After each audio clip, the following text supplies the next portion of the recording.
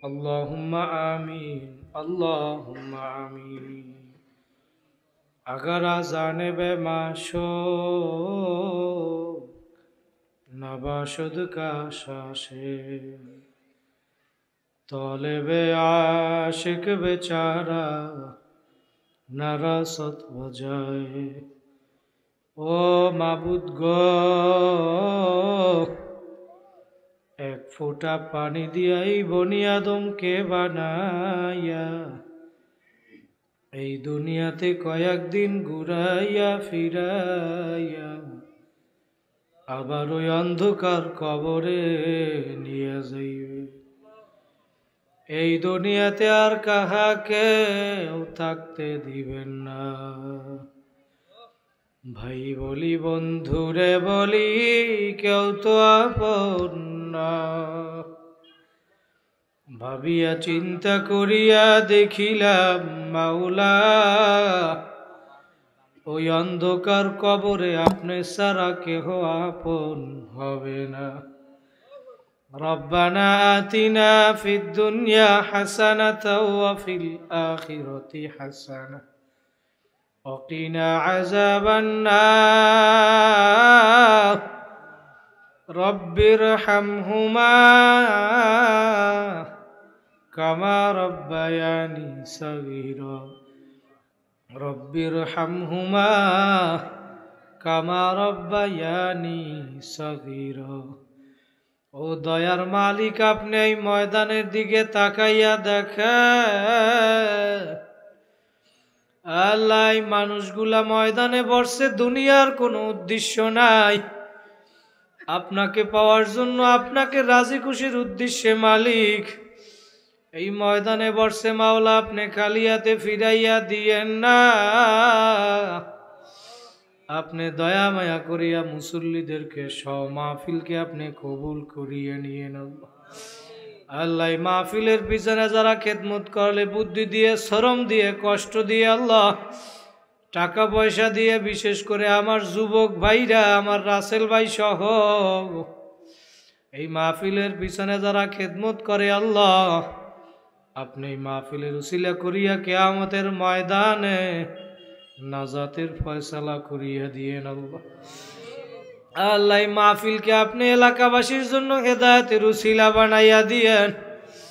আল্লাহ, আমার রাসেল ভাইয়ের মা দুনিয়ায় নাই, মার কবর আযাব আল্লাহ আপনি মাফ করিয়া দিয়েন।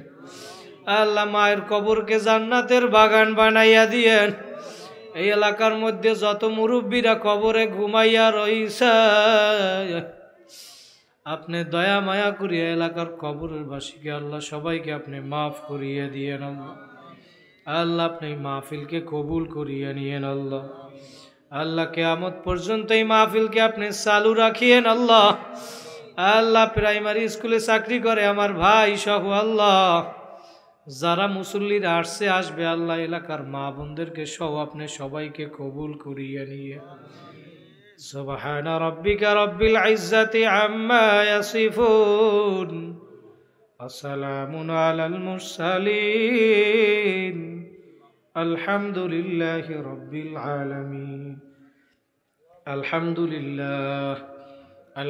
لله نحمده ونستعينه ونستغفره ونؤمن به ونتوكل عليه ونعوذ بالله من شرور أنفسنا ومن سيئات أعمالنا من يهدي الله فلا مضل له ومن يضلله فلا هادي له ونشهد أن لا إله إلا الله وحده لا شريك له ونشهد أن محمدا عبده ورسوله أما بعد فأعوذ بالله من الشيطان الرجيم بسم الله الرحمن الرحيم وسيق الذين كفروا إلى جهنم زمرا صدق الله مولانا العظيم وصدق رسوله النبي الكريم ونحن على ذلك من الشاهدين والشاكرين. وقال رسول الله صلى الله عليه وسلم: من بكى من خشية الله حرم الله تلك العين على النار، أو كما قال عليه الصلاة والسلام: يا أيها الذين آمنوا صلوا عليه وسلموا تسليما. اللهم صل على محمد وعلى آل محمد كما صليت على إبراهيم وعلى آل إبراهيم إنك حميد مجيد. اللهم بارك على محمد وعلى آل محمد كما باركت على إبراهيم وعلى آل إبراهيم إنك حميد مجيد. لا إله إلا الله، لا إله إلا الله، لا إله إلا الله، لا إله إلا الله.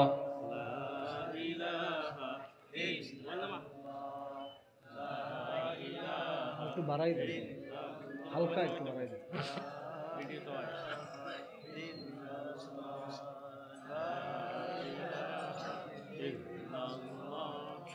لا إله إلا الله، لا إله إلا الله، لا إله إلا الله، لا إله إلا الله، لا إله إلا الله، لا إله إلا الله، لا إله إلا الله، لا إله إلا الله মুহাম্মাদুর রাসূলুল্লাহ সাল্লাল্লাহু আলাইহি ওয়াসাল্লাম।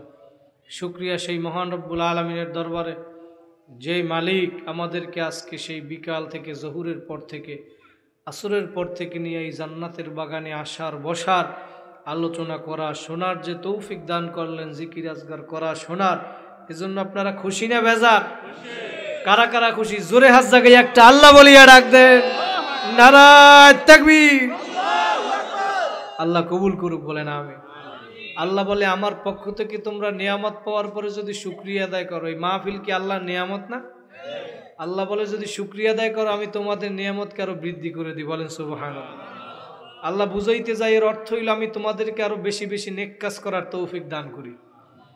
আর আমার পক্ষ থেকে নিয়ামত পাওয়ার পরেও যদি শুকরিয়া আদায় না করো, না শুকরিয়া করো, আল্লাহ বলে আমি নিয়ামত তো বাড়াবোই না, বরঞ্চ লাশাদিদ, আরো শক্ত কঠিন আযাব চাপাই দেওয়া হবে। বলেন নাউযুবিল্লাহ। এই মাহফিলের দাওয়াত অনেককে পৌঁছানো হয়েছে না? এই 5 কিলোমিটার 10 কিলোমিটার দূরেও তো পোস্টার লাগাইছি, হ্যান্ডবিল, ব্যানার, তারপরে মাইকিং দেশে না দাওয়াত। সবাই আসতে পারছে, মাওলায় যারে কবুল করছে সে আসছে। কি ঠিক কিনা? কবুলিয়াত দরকার আছে না নাই? এখনো দুনিয়ার ভিতরে অনেক মানুষ ব্যস্ত আছে না? দোকানে অনেক মানুষ, চার দোকানে দোকানে ব্যবসা নিয়ে, রিক্সা নিয়ে বিভিন্ন কাজে ব্যস্ত আছে। কিন্তু আল্লাহ পাক আমাদেরকে ওই ব্যস্ততা থেকে ফারেক করিয়া তার এই জান্নাতের বাগানে নিয়ে আসছেন। যতক্ষণ পর্যন্ত বসা থাকবেন, আল্লাহ পাকের রহমত সাকিনা ততক্ষণ বর্ষণ হইতে থাকবে। আমাদের চরমনার, বরিশালে চরমনার ময়দানে ঘুমাইয়া রয়েছে সৈয়দ ফজলুল করিম রহমতুল্লাহি আলাইহি। সে বলতেন, বাবারা মাহফিলের ময়দানে যাবা, বসবা, আখিরি মোনাজাত দিয়া বাড়ি যাবা, তোমার আমল নামায় কম পক্ষে 50 লক্ষ নেকি জমা হয়ে যাবে। এই পিছনে সুবহানাল্লাহ কি আগামী বছর কইবেন নাকি? জোরে বলেন সুবহানাল্লাহ। একবার সুবহানাল্লাহ বললে আল্লাহ রাসূল বলেন, লাহু মা বাইনাস সামাওয়াতি ওয়া মা ফিল আরদ, এই আসমান জমিনের ভিতরে যত জায়গা আছে আল্লাহ পাক সব নেকের দ্বারা ভইরা দেয়। সুবহানাল্লাহর আওয়াজ মনে যেন বিশ্বাস হয় না। বিশ্বাস হয় কি হয় না? কাদের বিশ্বাস হয়? জোরে হাত জাগাই আল্লাহ বলিয়ে ডাক দেন। আল্লাহ কবুল করুক, বলেন আমিন। এই সময় থাকতে মাওলারে ডাকা লাগবে, কি ঠিক না? এখন ডাক দেবে একবার, আল্লাহ বলে জমিনে বসে আমার একবার ডাক দেবা, সাথে সাথে আমি তোমার ডাকে সাড়া দেব 70 বার। কবরে যাইয়া শত শত বছর ডাকবা, আমি মাওলা একটা ডাকেও সাড়া দিব না। দেবে? দুনিয়ায় বসে সময় থাকতে মাওলারে ডাকা লাগবে, কি ঠিক না? এই মাহফিল কালকে থাকবে, আগামী বছর আল্লাহ কবুল করলে মাহফিল চলবে, আপনি আমি দুনিয়ায় নাও থাকতে পারি। গত বছর মাহফিল হয়েছে, অনেক মানুষ এমন সময় দুনিয়ায় ছিল, আজকে মাহফিল হইতেছে, তারা দুনিয়ায় নাই। গত পরশু দিন আমি বগুড়ায় মাহফিল করছি, এর 1 সপ্তাহে 6 তারিখে মাহফিল করে আসছি, সেই সময় সভাপতি সাহেব ছিল। কালকে আমি যাইয়ে শুনি সেই সভাপতি সাহেব অ্যাক্সিডেন্ট করে মারা গেছে। মাহফিলে দোয়া করছি, কার কখন কোথায় মরণ আসবে কেউ জানে? এই জনজন করে কে মাইক ভাই, কার কোথায় কোথায় মরণ আসবে কেউ জানে না, জানে? এই মাহফিলে আজকে যে রাত্রটা, এইটা আর কোনোদিন আমার জীবনে আপনার জীবনে আসবে না। আসবে? সময় থাকতে আল্লাহরে ডাকা লাগবে, কি ঠিক না? ঠিক আছে, সময় থাকতে আল্লাহরে ডাকা লাগবে, কথা বলেন ঠিকই না? এই আমাদের বরিশালে পটুয়াখালী এক চাচা জনজন করে কে ভাই, দেখছেন জনজন করে না? একটু সুন্দর করে না আওয়াজটা ভাই, মাইক সিস্টেম তো ভালো ভালো ছিল এতক্ষণ, লারালারি করে না, জনজন আওয়াজটা বন্ধ করেন। আল্লাহ কবুল করুক, বলেন আমিন। বরিশালে পটুয়াখালী এক চাচায়, এই চাচায় গরু কেনার জন্য রওনা করছে। ইমাম সাহেব হুজুরের লগে দেখা হয়েছে, কয় জান কই চাচা? আমার কথা কি আপনারা বোঝেন? বরিশালের ভাষা বোঝেন না? আলহামদুলিল্লাহ। বলে হুজুর আপনি যান কই? হুজুরে জিজ্ঞেস করছে চাচারে কোথায় যান? কয় গরু কিনতে যাই। কয় তাহলে ইনশাল্লাহ বললেন না? এই ভালো কাজ করতে গেলে আমরা ইনশাল্লাহ বলি না? ইমাম সাহেব হুজুর কয় ইনশাল্লাহ বললেন না কা? আর গ্রামের যারা আছে সবাই তো একটু কোনো ঝামেলায় পড়লে ইমাম সাহেবের দাঁড়িয়ে আয়, কি ঠিক না? অপেক্ষা করেন, শুধু ইমাম সাহেব ধর্মীয় নেত্রী নয়, ওলামায়ে কেরাম আর কয়েকদিন পর রাজনৈতিক সামাজিক নেতৃত্ব দেবে, কথা বলেন ঠিক কি না? সময় আসতেছে, অপেক্ষা করো। এই বাংলাদেশকে কারো কাছে আমরা ইজারা দিতে আসি নাই, কথা বলেন ঠিক কি না? আল্লাহ কবুল করুক, বলেন আমি। চাচা হুজুর আমার পকেটের টাকা আমি যে গরু কিনে আনবো ইনশাল্লাহ লাগবে কিতে আবার? এই গারুরও কিছু এরকম লোক আছে না? তো হুজুর আর কিছু বলে না, সে গরু কিনতে গেছে, দাম দর করছে, যেই গরু কিনবে পকেটে হাত দিয়ে দেয়, টাকা চুরি লইয়ে গেছে। এখন মাথা নিচের দিকে দিয়ে মন বেজার আসতে আছে, এখন আবার গরু তো কিনতে পারে না, টাকা নেছে চুরে। হুজুরের লগে আবার দেখা হয়েছে, কয় কি চাচা গরু কিনেন নাই? কয় ইনশাল্লাহ টাকা চুরি লইয়ে গেছে। কথা বলছেন? সময় থাকতে ইনশাল্লাহ পরে বললে হইবে, সময় থাকতে মাওলারে ডাকা লাগবে, কথা বলেন ঠিক কিনা? এখন এত মাহফিল, ওয়াজ নসিহত, হুজুরেরা বয়ান করে, মসজিদে জুমায় বয়ান করে, এত মাহফিল, এরপরেও সোজা হবা না। মাওলায় কয় একেবারে কবরে আসার পরে লোয়ার আগুনের হাতুড়ি দিয়ে টাকাই এরপরে সোজা বানাবো, কথা বলেন ঠিক কিনা? দুনিয়ায় বসে সোজা হওয়া লাগবে, কি ঠিক না? এই মাহফিলে আসছে কিসের জন্য? নেকির জন্য, মাওলারে পাওয়ার জন্য, কি ঠিক না? যারা মাহফিল দিয়েছে তারাও দিয়েছে আল্লাহ ভোলা মানুষগুলাকে আল্লাহর পথে ডাকার জন্য, কি ঠিক কিনা? যেই ভাইরা আমার বাবারা নামাজ পড়ে না, বেনামাজি, তাদেরকে নামাজি বানানোর জন্য এই মাহফিল, কথা বলেন ঠিক কিনা? যেই মা বোনেরা পর্দায় চলে, বেপর্দায় চলে, পর্দা করে না, একটু আগে বললাম এনে আইয়ে মেলা মিলাইছে মাতারি, রাসেল ভাইয়ারা যাই ফিরেই সরাই দিস মাতারিকেও কি কামাইয়া। এটা মাহফিল এখন গুণের পরিবেশ হয়ে গেছে, কি ঠিক না?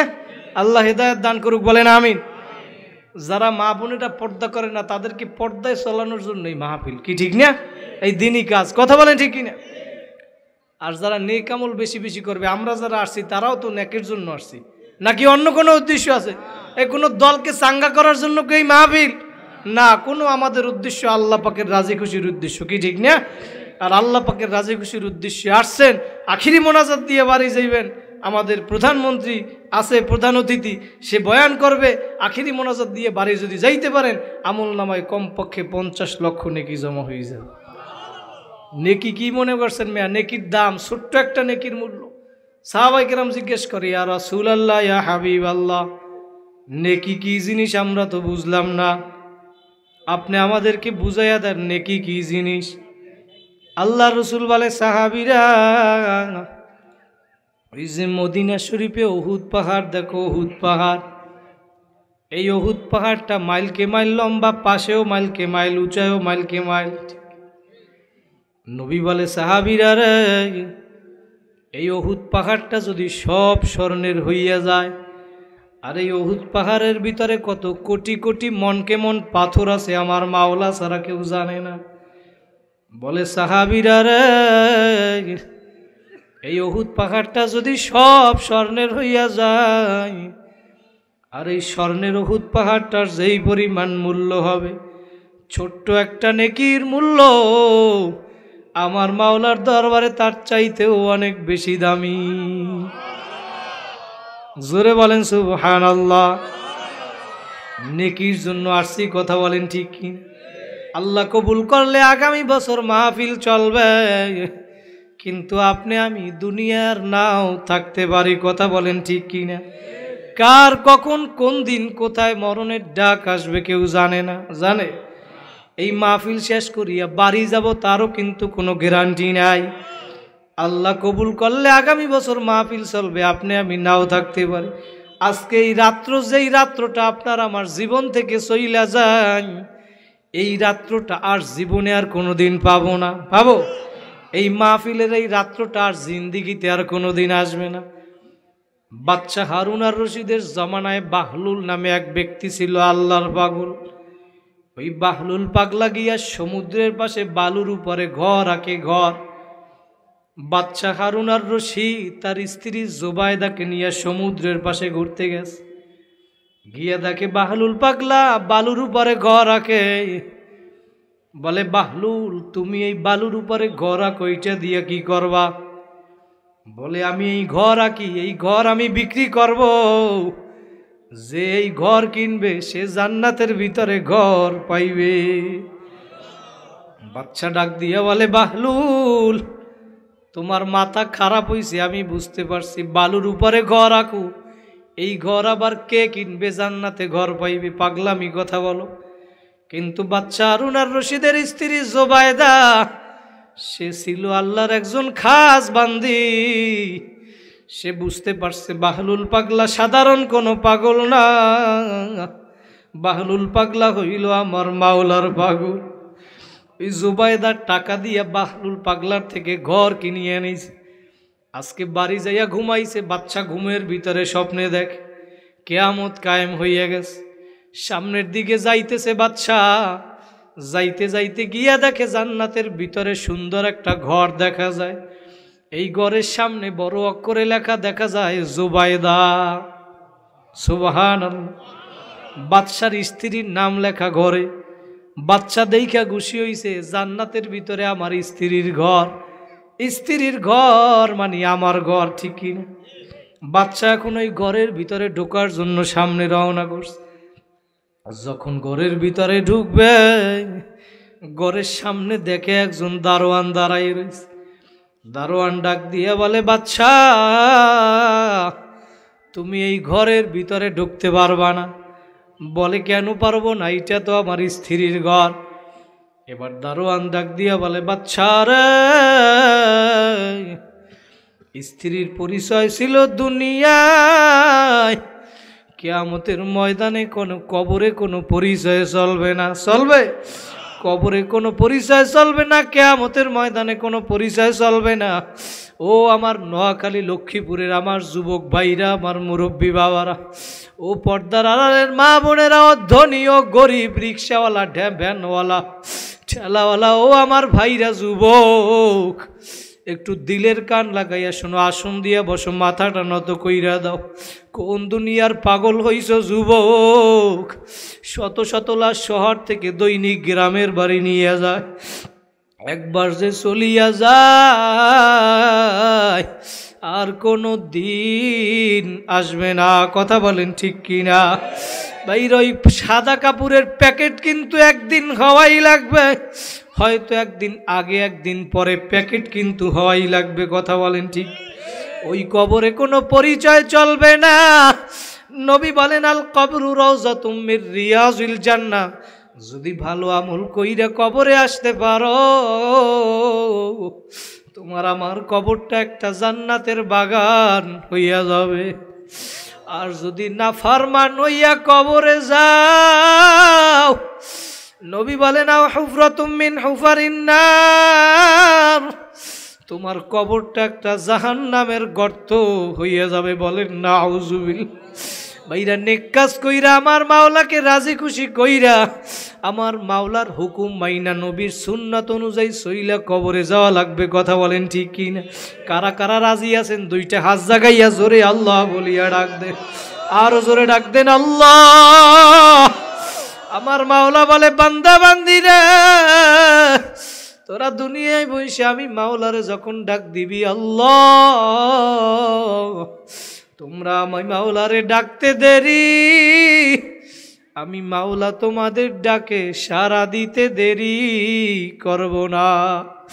আমার মাওলা বলে উদউনি আস্তাজিব লাকুম, তোমরা আমি মাওলারে ডাকতে দেরি, আমি মাওলা তোমাদের ডাক শুনতে দেরি করব না। ভাইরা আমার মাওলাকে রাজি খুশি তৈ কইরা তারপর কবরে যাওয়া লাগবে। কথা বলেন ঠিক কি? দারোয়ান এবার ডাক দিয়ে বলে বাচ্চা রে, তুমি এই ঘরের ভিতরে ঢুকতে পারবা না, তোমার স্ত্রীর ঘর কি হয়েছে তোমার পরিচয় চলবে না। স্ত্রীর পরিচয় ছিল দুনিয়া, এখন কোনো পরিচয় চলবে না। বাচ্চা এই স্বপ্ন দেখা বাচ্চার ঘুম ভাঙ্গিয়া গেল।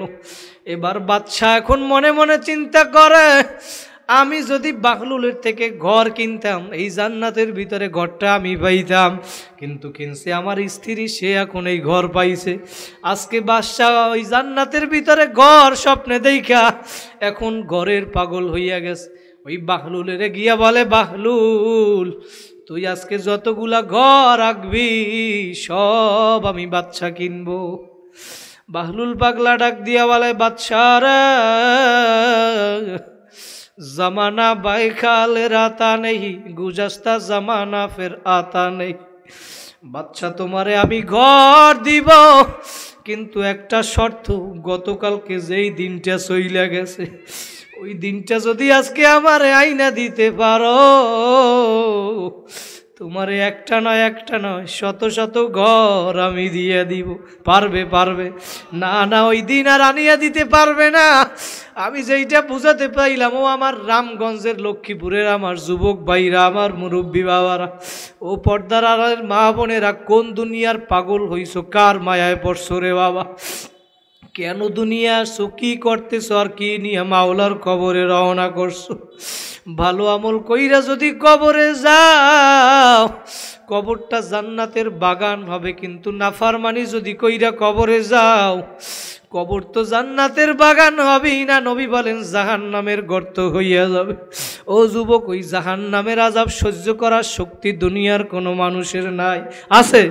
ও আমার পর্দার আড়ালের মা বোনেরা, আমার মাওলা আজকে যেহেতু এই মাহফিলের ময়দানে নিয়ে আসছে, একটু মনকে বুঝাও রে মন, কেন দুনিয়া আসলাম, কি করতেছি, আর কি নিয়ে মাওলার কবরে রওনা করছো? কেন দুনিয়া আসলাম, কি করতেছ? আমার মাওলার ঘোষণাওয়ালা তামুতুন্না ইল্লা ওয়া আনতুম মুসলিমুন, মুসলমান না হইয়া কিন্তু কেউ কবরে আসবা না। কারণ ওই কবরে কিন্তু কোনো দলের পরিচয় চলবে না, কোনো পরিচয় চলবে না। চলবে কবর ডাক দিয়া বলে কার মেয়ে, কোন বংশের মেয়ে, কোন কার স্ত্রী, কার মেয়ে, কার মা, কোন বংশের কোন ক্ষমতাওয়ালাই পরিচয় আমার কাছে চলবে না। আমি কবরের কাছে যদি ভালো আমল কইরা আসতে পারো, আমি কবর জান্নাতের বাগান হইয়া যাব। আর নাফরমান হইয়া যদি কবরে আসো, কবরের দুই পাশের মাটি এমন জোরে চাপ মারবে, এক পাজরের হাড়টি, আল্লাহর রসুল দেখাইয়া যায় বলেন এক পাজরের হাড়টি আর এক পাজরের ভিতরে ঢুকাইয়া বলাই। কিন্তু ওই কবরের আযাব সহ্য করার শক্তি দুনিয়ার কোনো মানুষের নাই ভাই। আছে? দুনিয়ার ভিতরে আসছি একদিন, যাব একদিন, নেক কাজ কইরা মাওলাকে রাজি খুশি কইরা তারপর কবরে যাওয়া লাগবে। কথা বলেন ঠিক না বেটি? কারণ আমার মাওলা, আল্লাহু আকবার, আল্লাহু আকবার, আপনার আমার গুনার কারণে যেই জাহান্নামে আগুন জ্বলছে, ওই জাহান্নামের আগুন নিবানো কিন্তু লাগবে চোখের পানি দিয়া, কথা বলেন ঠিক কি? আর এই চোখের পানি ফালানোর জন্যই কিন্তু এই দ্বীনি মজলিস, এই ময়দান। দুনিয়ার ভিতরে যখন আগুন লাগে যেমন পানি ছাড়া ঠান্ডা হয় না, আর ওই আপনার আমার গুনার কারণে জাহান্নামে যে আগুন জ্বলছে, ওই আগুন কিন্তু চোখের পানি ছাড়া ঠান্ডা হবে না। ও আমার লক্ষ্মীপুরের রামগঞ্জের যুবক ভাইরা, আমার মুরব্বী বাবারা, পর্দার আড়ালের মা বোনেরা, ও দুনিয়ার পাগল আমার বাবারা, কোন দুনিয়ার পাগল হইস? দুনিয়ার ভিতরে একবার পরীক্ষা দিয়ে যদি ফেল করো আর একবার পরীক্ষা দিয়ে পাশ করা যায়। কোনো ব্যবসার ভিতরে যদি একবার লস হয় আর একবার লাভবান হওয়ার আশা করা যায় কি যায় না? কিন্তু তোমার আমার আখিরাতের যে 5টা মামলা দাঁড়াইয়া রইল, ওই একটা মামলায় যদি ঠইগা বস, আল্লাহু আকবার, মৃত্যুর মামলা, কবর, মিজান, হাসর, পরসিলাতেল মামলা, ওই একটা মামলায় যদি ঠগ, দ্বিতীয়বার দুনিয়াতে আইসা আপিল কইরা জিতবার কিন্তু আর আশা নাই। এই জন্যই মামলার তদবির দুনিয়ায় বৈশা কামাই করিয়া যাওয়া লাগবে, কথা বলেন ঠিক কি না? নামাজ পড়া লাগবে, মাওলার হুকুম মানা লাগবে, মা বোনেরা পর্দা করা লাগবে, বেপর্দায় চলা যাবে না, সুদ ঘুষ থেকে বাঁচা লাগবে, আমার মাওলার হুকুম মানা লাগবে, নবীর সুন্নাত তরিকায় চইলা কবরে যদি যাইতে পারো কবরে, তাছাড়া কিন্তু কোনো দলের পরিচয় চলবে না। নবী বলেন, ও সাহাবীরা রে, আমার আগেকার নবীদের উম্মতের ভিতরে দল ছিল 72টা, আর আমার উম্মতের মধ্যে দল হবে 73টা।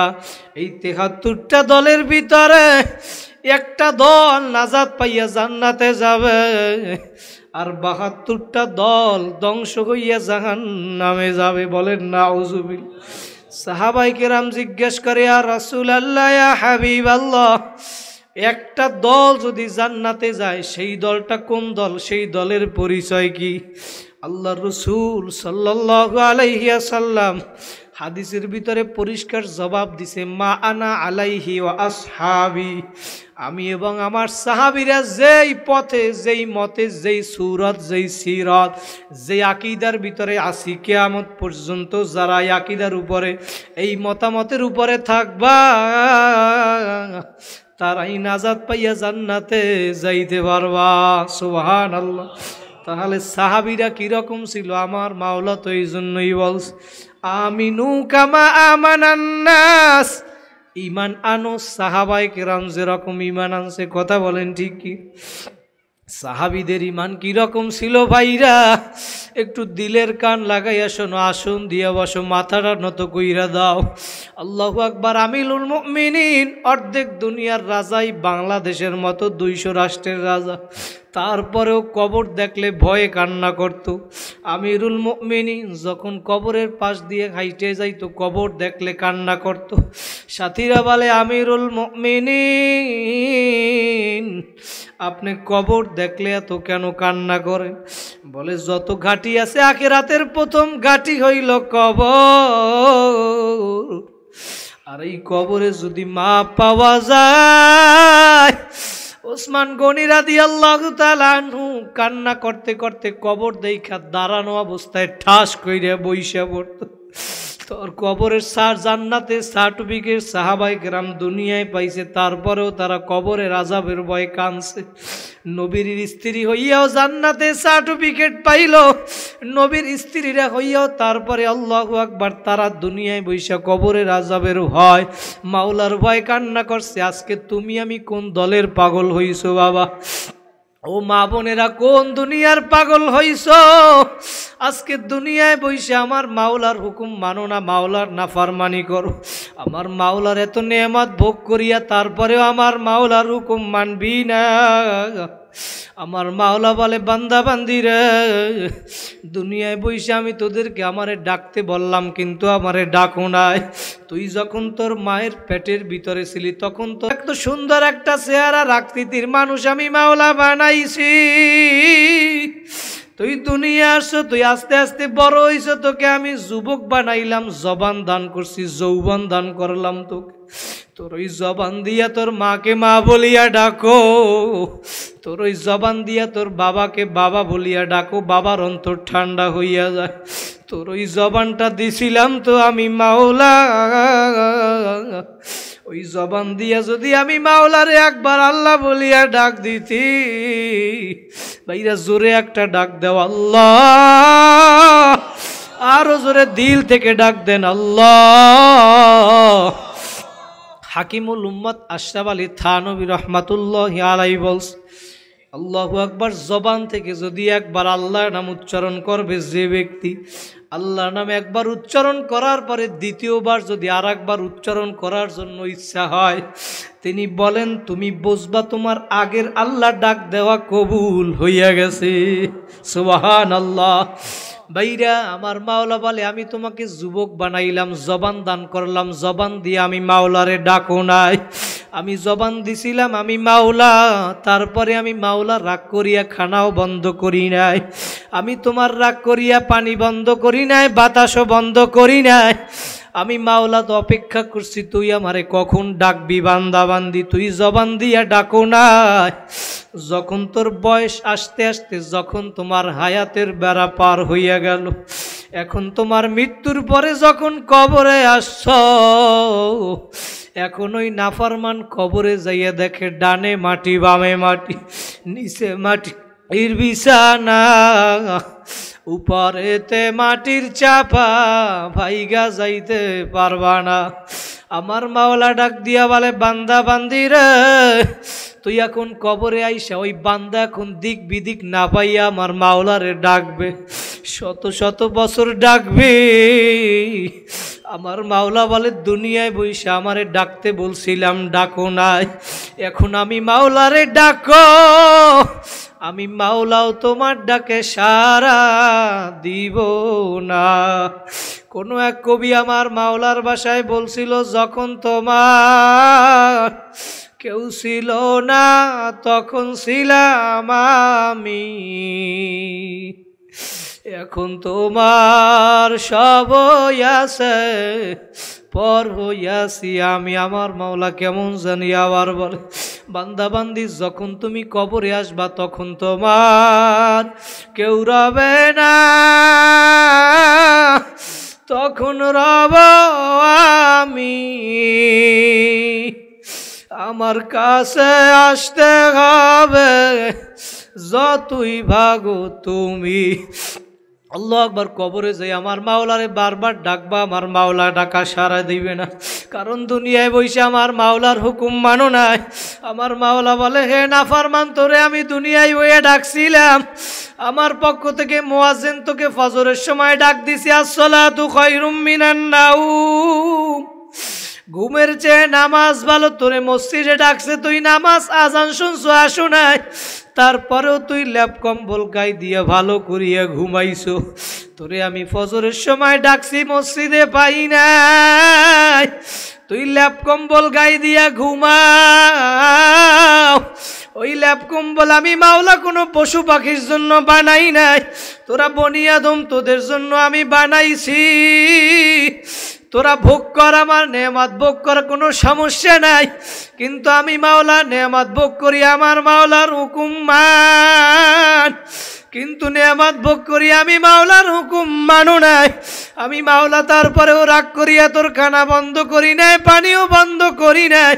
আমি আবার তোরে জহুরের সময় ডাকছি বান্দা বান্দি, জহুরের সময় তোরে আমি মসজিদে পাই নাই। ওরে নাফরমান কপাল পোড়া, 5 ওয়াক্ত নামাজে মসজিদে যাও না। আমার মাওলা বলে আমি মাওলা তো সাবাকাত রহমাতি আলা গজবি, আমার মাওলার রহমত রাগের থেকে প্রাধান্য পাইয়া যায়। জোরে বলেন আল্লাহু আকবার। আমার মাওলা বলে আমি মাওলা তোমার অপেক্ষা আছি, তোমারে আবার আসরের সময় মসজিদে ডাকছি, তোমারে আসরে পাই নাই, মাগরিবে ডাকছি, এশায় ডাকছি, তাহাজ্জুদের নামাজে ডাকছি, ওই চরমনার ময়দানে তোরে আমি ডাকলাম, টুঙ্গির ময়দানে ডাকছি, তাবলিগে ডাকছি, রমজানের সাহারিতে ডাকলাম। বান্দা বান্দি তুই আমার ডাকে সারা দেও না, তুইও মনে রাখিস বান্দা বান্দি, আলাম তারা আন্নাল্লাহা ইয়াসজুদু লাহু মান ফিস সামাওয়াতি ওয়া মান ফিল আরদি।